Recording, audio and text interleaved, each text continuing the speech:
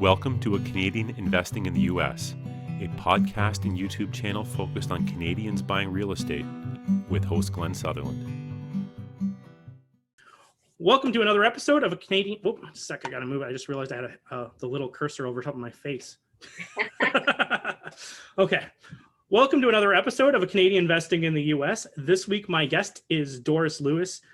Doris, let's start by telling us a bit about yourself, and then we'll get into some real estate lessons learned. Well, briefly, I dabble in real estate investment since 1997, 98. Started out in the U.S. I worked as an engineer. I was part of the Silicon Valley.com folks. Like I said, I was using email before it was available for people, and had a change of heart and became a minister, an ordained minister in 2002 and 2004. I, of course, left Silicon Valley, San Jose, California area, moved to Victoria, Canada, to take on a church here. Yep. And then working at a pastor at that church, and I retired in 2017. And during that whole time, I was investing in real estate. A lot of it was turnkey, of course, because long distance. I had a duplex in Mountain View, California, and I sold it in 2017. And now what I call is, cat has 9 lives, and I use up 2 of mine. First was engineering, second was ministry. Now is really seriously want to be proficient as a real estate investor. Cool. So that's bring us to the current. So I have lots to learn because of lots of mistakes that I have made. So were your properties all in California, or where were you investing? Well, let's see. Yes, California, Lee Summit, Missouri, Tennessee, and right now I divest everything in, and of course in Victoria, and I divest everything. And right now I only have 1 property in Tennessee, Memphis, Tennessee, and the reason being was I'm just want to take time and learn and assess what the overall plan going forward, because I was doing kind of by the seat of my pants and hit and miss. And real estate, the wonderful thing is so forgiving. If you hang on to it, give it enough time, own the mistakes, well, some most, correct itself. It's that long-term thing. So cool. That's my experience with it. Okay, so you're buying properties all over the place. You're using different property management. You're probably using all kinds of things. You're buying turnkey, and you've sold a lot of these, just to sum everything back up. So why sell them? Was it because of, we were going to talk about some lessons that learned, but was it because of that, or why sell them instead of keeping them? I know you're kind of retired, so you don't want as many properties necessarily that you have to do it. Was it because of all the workload, or what was the thing that got you? Why sell them? I could not get the capital out of it. And at that time, there was, condition market in 2017. It was very challenging. Still, this is July 2017, very challenging to be able to refinance or take the equity out for me in my situation. So lesson learned, number 1, learn about financing. See, real estate, I see a lot of people thinking that it's about the product. It's about single family home or multiplex and all kind of that. We look at the asset. What really make it possible is the financing, about finance. So for me to go back and tell that Doris 20 years ago, I would say, honey, you're smart, but you don't know everything. Go back and learn about finance and financing. That's the key thing. Because knowing finance, what I know now, I can get the equity out the house very effectively with different ways and not necessarily going through the bank. And I can turn around. What I'm doing a lot now is becoming the bank, if you will. Yep. Lending my money out. And that's another avenue. But back to number one, learn about finance and financing. So was the issue that you were before you were living in California, and then you had a social security number then, and then like, did you buy with financing, or you were just trying to refi? Like, were they in cash, or just trying to get my head around everything, just trying to spell it out? Okay, so I bought it with finance. I went to the bank, and some of the finance thing, very simple thing like understand about credit rating and how the bank loan you money. Yep. My number one mistake was retire before I refinance. Yeah. See, when I was at a retreat, a spiritual retreat, and talked to a friend, somebody I met there. And, I told her that I love money and I'm lazy. So I'm one of those, I want to create a club for lazy lady making money. Okay. And so she started telling me like, well, I want to spend more time with my family, with children. So when I'm back from the retreat, I'm going to quit my job to be at home. And then later on, I said, oh, okay, how are you gonna, live? And she said they have a lot of properties. And as it turned out, so my thing I told her is say, please do not quit your job right away. Go back, look at your real estate, look at the financing. And if you need to do any financing, you can go to the bank and do that. And then you can quit your job the next day after you do it. But the bank love steady income, right? And somehow having a job is that classic thing of, oh, this person has steady income. So for me, number one learn was I did not know that, very elementary, but if you don't learn, you don't know. They don't teach you these things in school. So for me, that's one of the reasons. However, I was very persistent. I was able to sell it with a special term. That is defer. That's installment sale. It's the best way to put it. So I was able to pay my tax in installment over time. So I don't get hit with a huge tax one, because this had become, because the property is probably worth a lot. Yeah. The appreciation is such that it was in the 7-figure. Yeah. Wow. Yeah.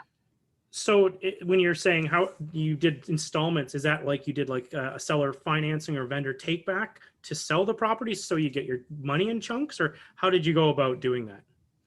No, it's one of those fancy way that you have an intermediary that who, get assigned the property, sell it, but between he and I, either intermediary that would help hold the property, and I gotta able to get the money, but the property doesn't close and for 30 years. And it's used very common for selling land and property in the US, specifically for land and business.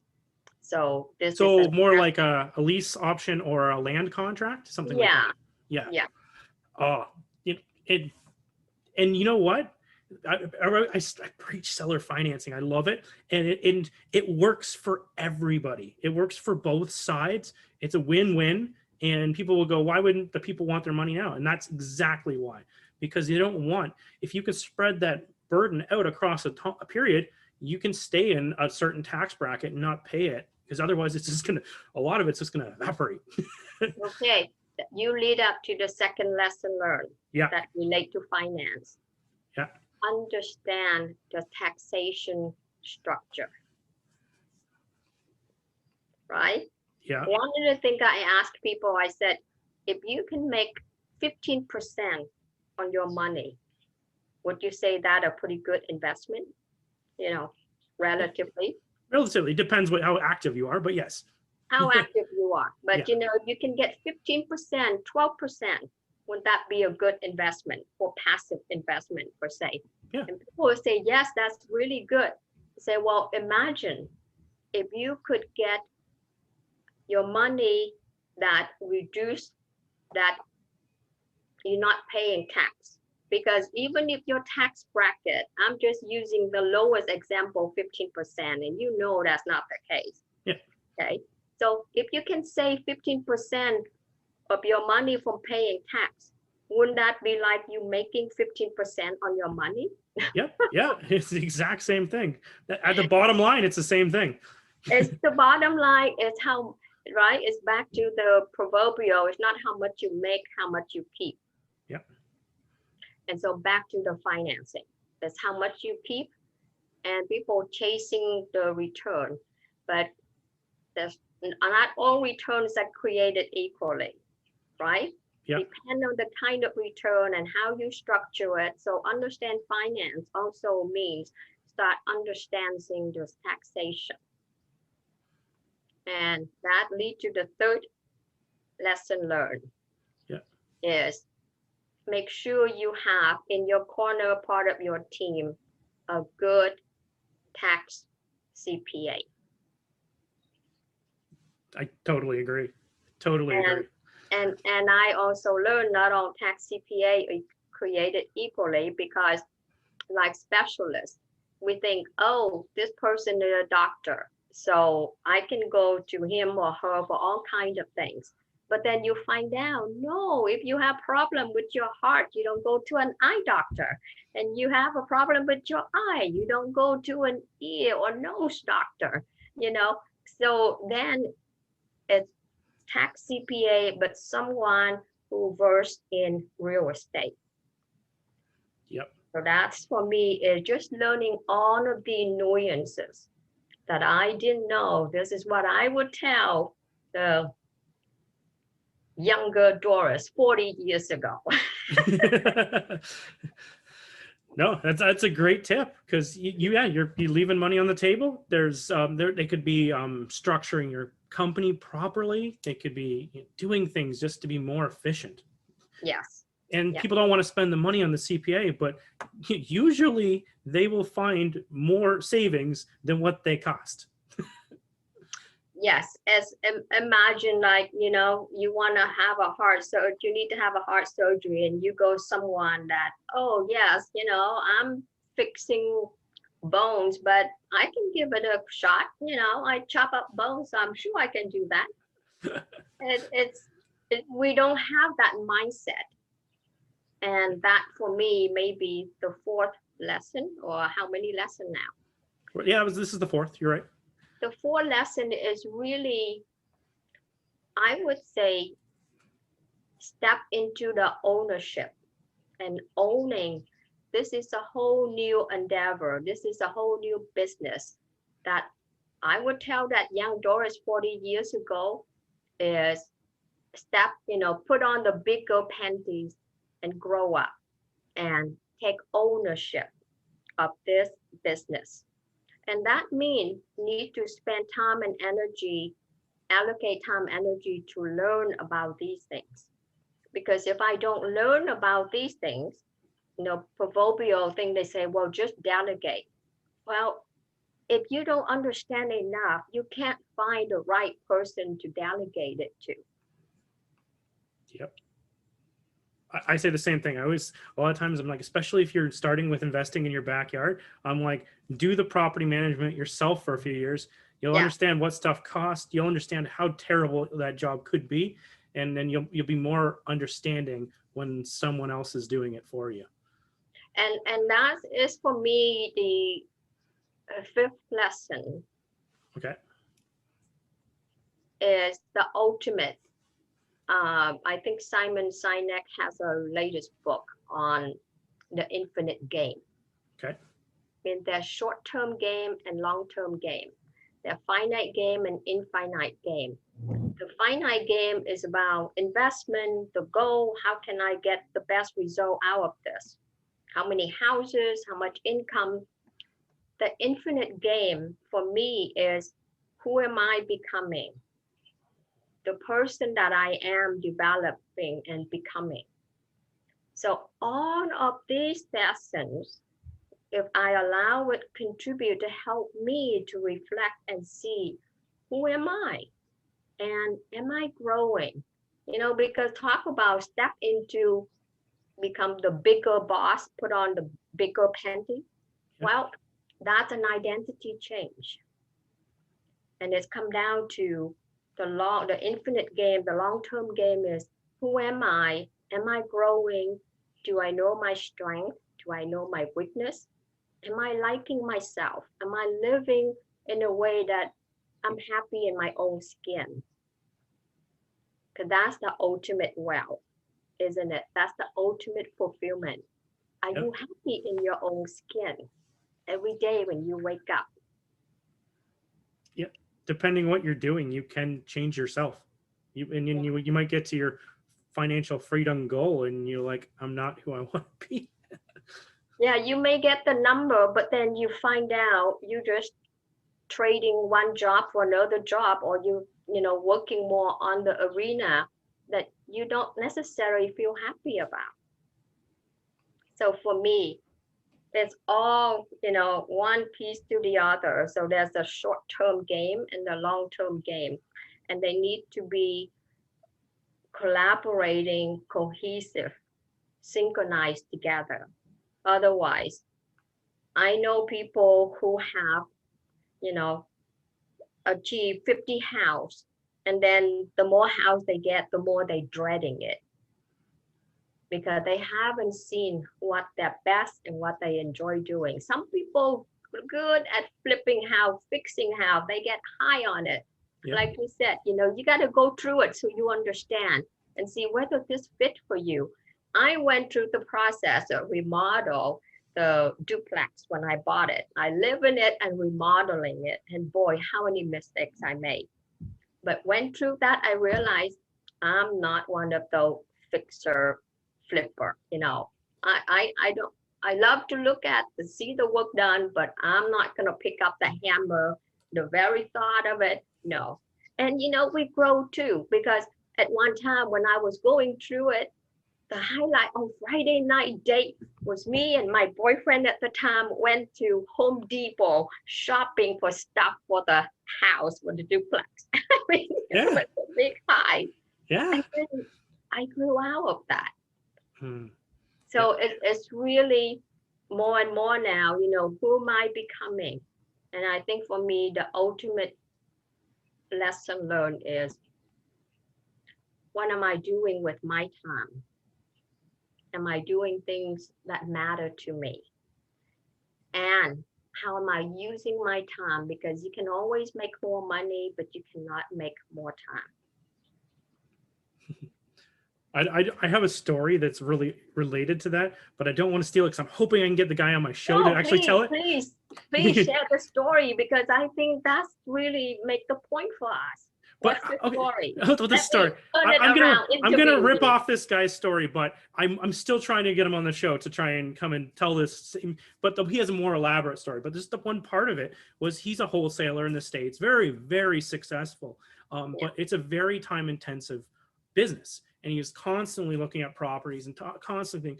And the way the story goes, it really hit me, because I have a young kid too, and well, 2 young kids, but I have one right around the same age as the story. And he promised, this kid's like, I'm playing baseball on Saturday and I really want you to come. And he's like, no problem, I guarantee I'll be there. And he went and looked at houses in the morning on Saturday, and he had until like 1 or 2 in the afternoon, and one house, another house, and things ran late, and he was dealing with other people, and he's trying to appeal to everybody. And at the end of it, he showed up to the baseball game late. He showed up as the game was over. And his kid was coming off the field, and his kid's crying. And he's like, Dad, you promised. And like, I don't want that to ever happen to me. And it's one of those things, I'm like, every once in a while, you're like, I need to find more properties. I need to put this like all-nighter in to do this. And you're like, what am I doing this for? Like, what is the point? Like, Yeah. if I might as well just work a 9 to 5 and with overtime and everything else, and to make the same amount of money than to do this if I'm going to give away all that time that's important with the family. It's all about setting your priorities right, and it's hard. And I keep that episode, which is long, it has a lot of other stories in it, but I keep it on my phone and I listen to it every year at least, because it recenters you, because you're just like, no, that's not going to be me. I'm gonna learn from someone else's mistake so I don't have to make that mistake. Yeah. And a lot of time I find that the same me, we went into real estate investment because we're not happy with our job, or we want to create more wealth, more income, more money.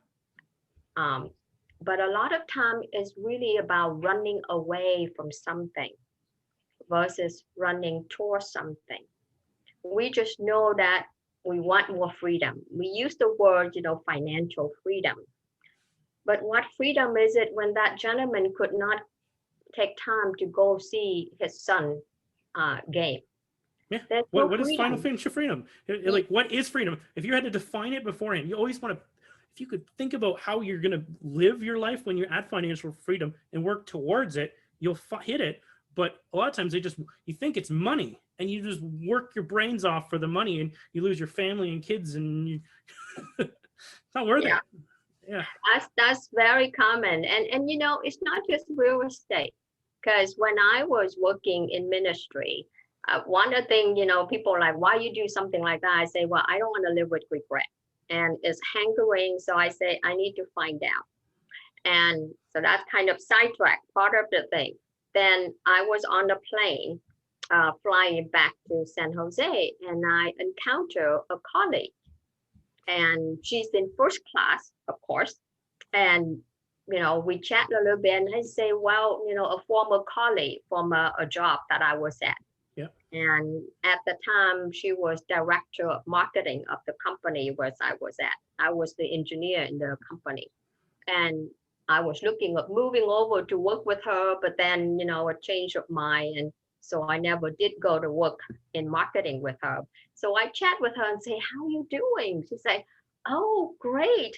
And I said, where are you now? What you do is, she said, well, I finally get my VP of marketing. I say, wonderful. So she was in line to be promoted to VP marketing, but got passed over. So she subsequently left that company, took on, went somewhere else. And now she's the VP of marketing. Success, right? Right. And I looked at her, she looked tired. So I asked her and I say, how is it for you to become VP of marketing? And you just hear like, she said, Doris, more flying, more work, more overtime.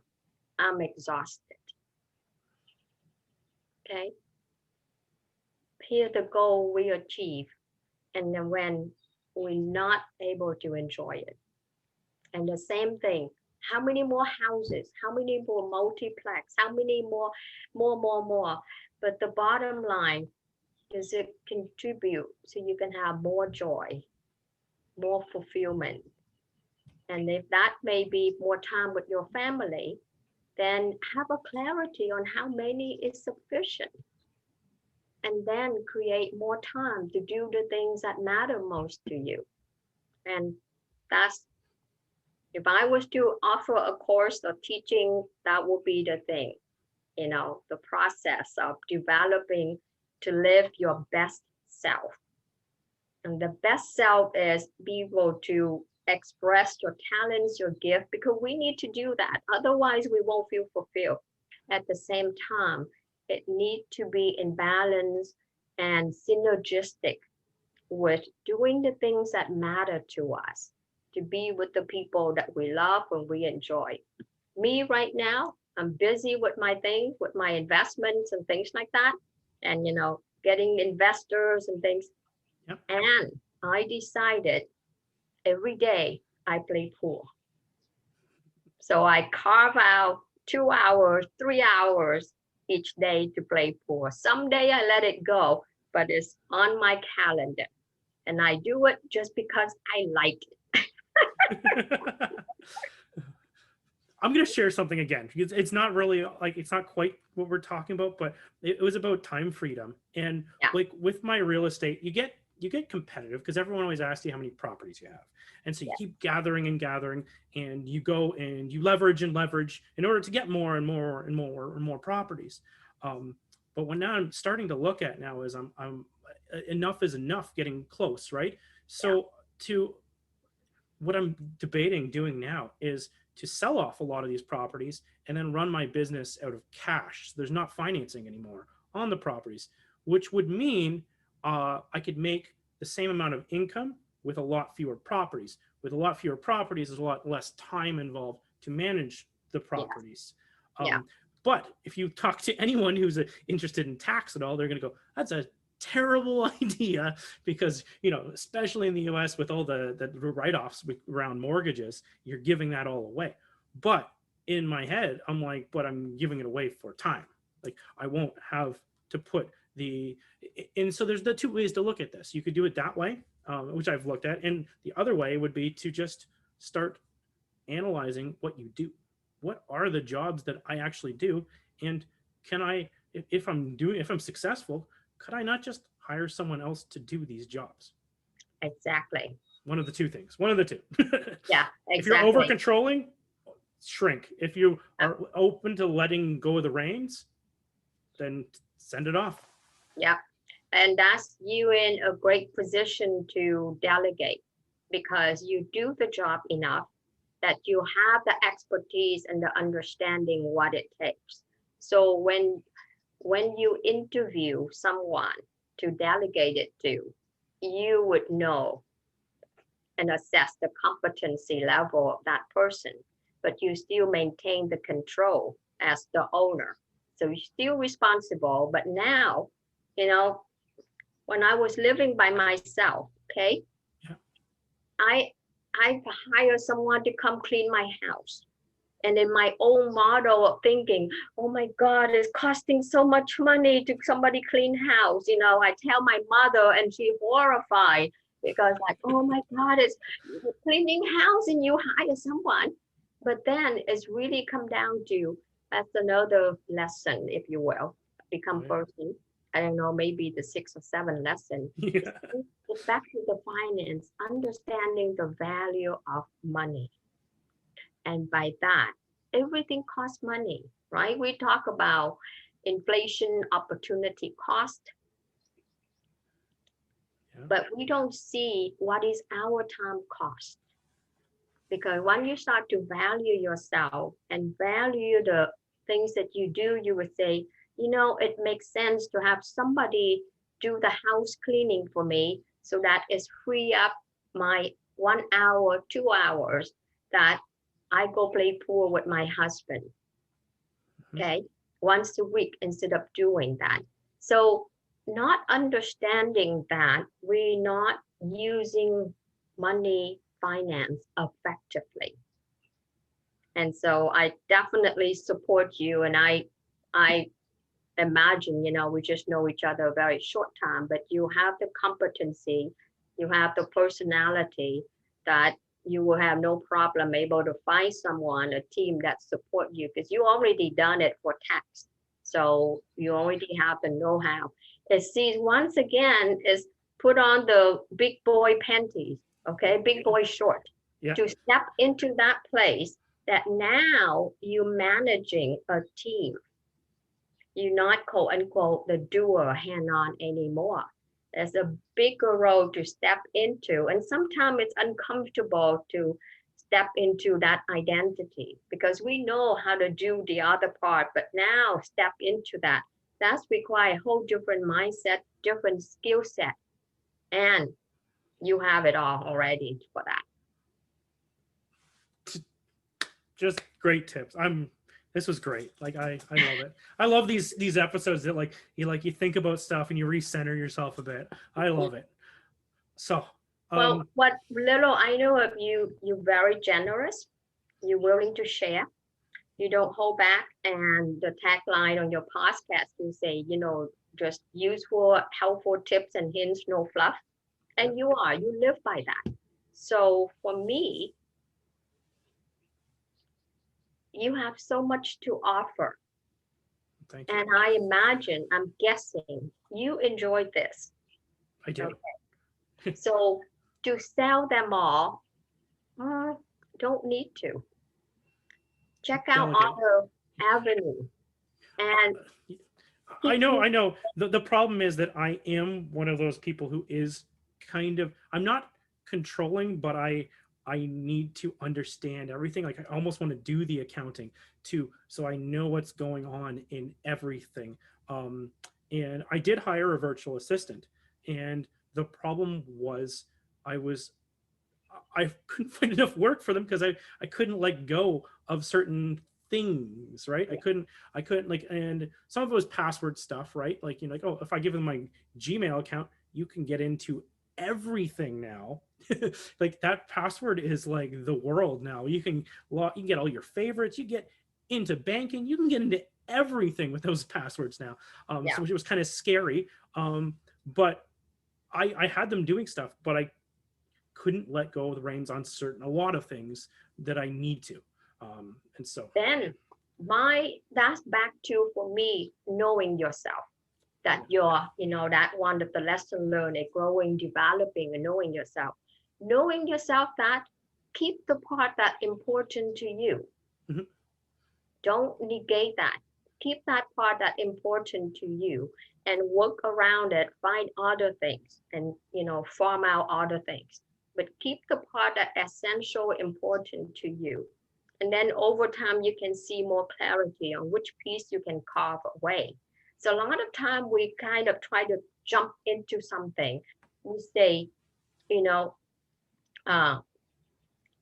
grow up into that role. No, it's grow into.